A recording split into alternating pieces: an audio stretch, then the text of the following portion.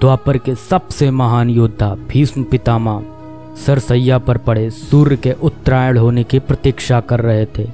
तभी उनके कानों में एक परिचित ध्वनि शहद घोलती हुई पहुंची। प्रणाम पितामह। भीष्म के सूख चुके होठों पर एक मरी हुई मुस्कुराहट तैर उठी और बोले, आप देवकी नंदन कृष्ण, स्वागत है तुम्हारा।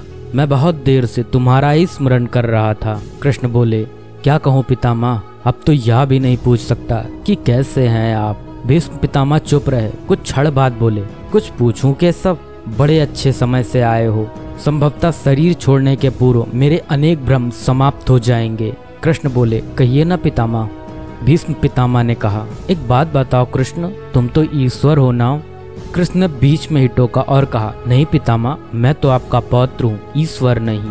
भीष्म उस घोर पीड़ा में भी ठहाके लगाकर हंस पड़े और बोले, कृष्ण, मैं अपने जीवन का स्वयं कभी आकलन नहीं कर पाया। संभवतः नहीं जानता कि अच्छा रहा या बुरा, पर अब तो इस धरा से जा रहा हूँ कन्हैया, अब तो ठगना छोड़ दो।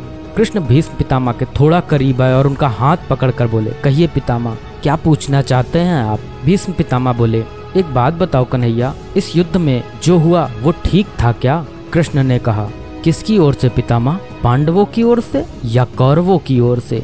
भीष्म पितामह ने कहा, कौरवों के कृत्यों पर चर्चा का तो कोई अर्थ ही नहीं रहा कन्हैया, पर क्या पांडवों की ओर से जो हुआ वो सही था। आचार्य द्रोण का वध, दुर्योधन की जंघा के नीचे प्रहार, दुशासन की छाती का चीरा जाना, जयद्रथ के साथ हुआ छल, निहत्थे कर्ण का वध, यह सब उचित था क्या। कृष्ण ने कहा, इसका उत्तर मैं कैसे दे सकता हूँ पितामह, इसका उत्तर तो उन्हें देना चाहिए जिन्होंने यह किया। उत्तर दे दुर्योधन का वध करने वाले भीम, उत्तर दे कर्ण और जयद्रथ का वध करने वाले अर्जुन। मैं तो इस युद्ध भूमि में कहीं था ही नहीं पितामह। भीष्म पितामह ने कहा, अभी भी छलना नहीं छोड़ोगे कृष्ण। अरे विश्व भले कहता रहे कि महाभारत को अर्जुन और भीम ने जीता, पर मैं जानता हूँ कन्हैया कि यह तुम्हारी और केवल तुम्हारी विजय है। मैं तो उत्तर तुम्ही से पूछूंगा कृष्ण।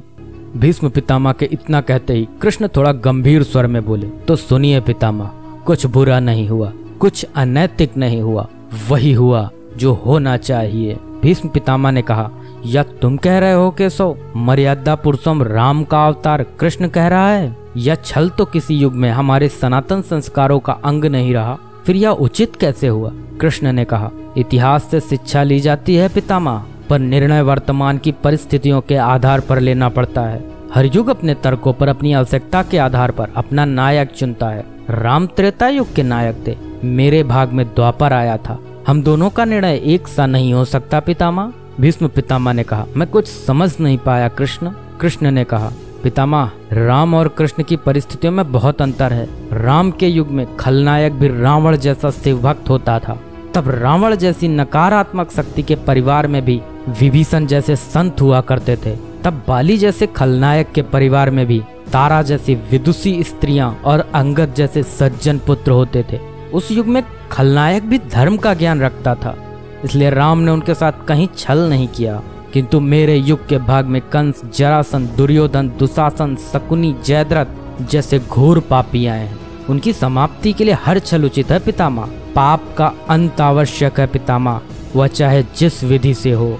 भीष्म पितामह ने पुनः प्रश्न किया, तो क्या तुम्हारे इन निर्णयों से गलत परंपराएं नहीं प्रारंभ होंगी केशव। क्या भविष्य तुम्हारे इन छलों का अनुसरण नहीं करेगा, और यदि करेगा तो क्या यह उचित होगा।